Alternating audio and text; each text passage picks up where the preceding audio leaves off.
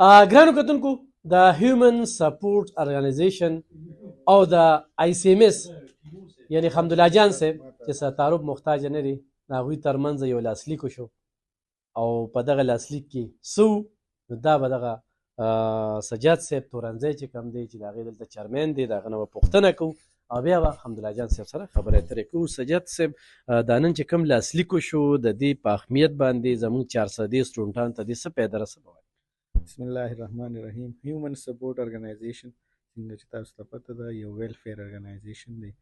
ایجوکیشن سیکټر کې مونږ کار کوو، سکالرشپس افر کوو نرسری ټو بی ایس لیول. د حمدالله جان صاحب کردار چې کوم دی په ایجوکیشن سیکټر کې هغه د ټول قوم ته ښکاره دی، د هغې خدمات د ټول قوم ته ښکاره دي.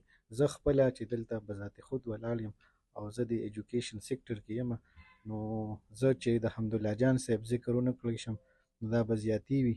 زما په دې سیکټر کې راتګ د حمدالله جان صاحب ډېر غټ کردار دی.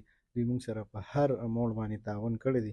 نن هم هغه سلسله کې موږ راغلي یو او دوی موږ سره د دې ضلعې د بچو دپاره چې کوم غریب دي، کوم چې تعلیمي تسلسل د مالی وسایل د وجې برقرار نشي ساتلی، هغه سلسله کې موږ سره دوی سټارټ موږ د آی سی ایم اس کالج نه واخیستو او دوی موږ سره دغه ښېګړه وکړه چې موږ له په خپل سکول کې آی سی ایم اس سکول سیسټم چې کوم په نوښار روډ باندې واقع دی، آی سی ایم اس کالج سیسټم چې کوم په نوښار روډ باندې واقع دی، دې دواړو ادارو کې موږ ته سکالرشپس راکړل. موږ د سر ډېره مننه کوو، ډېره شکریه ادا کوو. صحیح. حمدالله جان صاحب نن چې کوم لاسلیک وشو څه وایي؟ بس الف خان صاحب زه تاسو ډېر مشکور یم. دا خو زمونږ اصل کې مقصد او ایم هم دا دی. سجاد صاحب د پخوانه سوشل ورک کوي او سټوډنټ ته سکالرشپ افر کولو دی. پخوانه دی چې ډېر کم ایج والو او سټوډنټ زمونږ هغه ټایم نه دی چې دی مختلف سکالرشپ کې دي، مختلف طریقو سره دي ماشومانو ته سکالرشپ ورکړي دي او ما همیشه دي سپورټ کړي دی. اوس چې کوم ارګنایزیشن دی جوړ کړی انشاءالله دی سټارټ هم دی وګي چې ما سټارټ هم د دې ځای نه واغستو آی سی ایم اس نه. نو زما څونه ادارې چې دي زمونږ انشاءالله الحمدلله هغه دي دپاره حاضر دي او زمونږ مقصد هم دا دی چې د 400 هغه ماشومان چې ټیلنټډ او قابل ماشومان دي نو خپل طرف ته هم موږ سکالرشپ ورکوو، خو که د دې په ترو باندې وشي نو هغه به ډېر په میرټ باندې نور به ښه شي. نو موږ ته به د ارپن کم چې دي قابل ماشومان ټیلنټډ ماشومان چې هغه په یو ښه اداره کې سبق نشي ویلی، هغې فیس نشي افورډ کولی، د دې په وجه باندې به هغې ته سکالرشپ میلو شي او فری ایجوکیشن به ورته ویلی شي.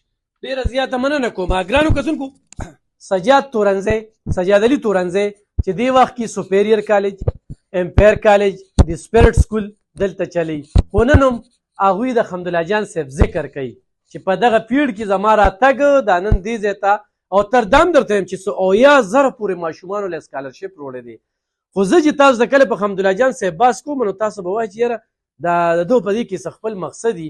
نن هغه شان د تعلیمي اداره یوازې دی نه، داسې نور یو شمېر تعلیمي اداره دا ادارې دي چې هغه به د حمدالله جان صاحب ذکر کوي چې نن موږ دې پیړ ته راغلي یو، نن موږ مخ په وړاندې یو یا موږ نن د بچو خدمت کوو.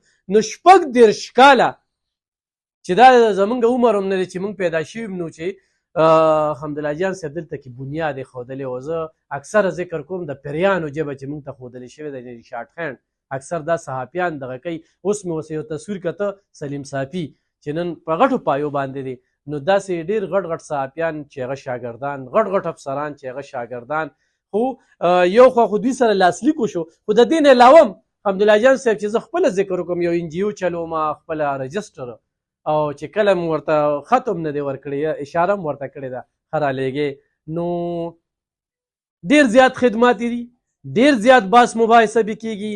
خو نن چې کوم دا لاسلیک وشو دا به مخکې به نورو کالجونو سره هم کېږي. نو دغه هیومن سپورټس ارګنایزیشن په دغې باندې د هغوی هم ستاینه کوو. خو حمدالله جان صاحب ته خراج تقصیر هم په دې موقع باندې پیش کوو. ما ته چې کله سجاد صاحب وویل چې هغه له ځو نو زه چې کله د دې سکول کې یا فنکشني یا کالج کې فنکشني یا حمدالله جان صاحب راته چېرته کال وکړي زه ډېر زیات خوشحالېږم چې سرجي یاد کړو او ځان ورته حاضروو. نو زموږ دعاګانې دي ورله خدای دې دغه شانتې جذبې ځوانې لري. ډېره مننه، خوشحاله اوسئ.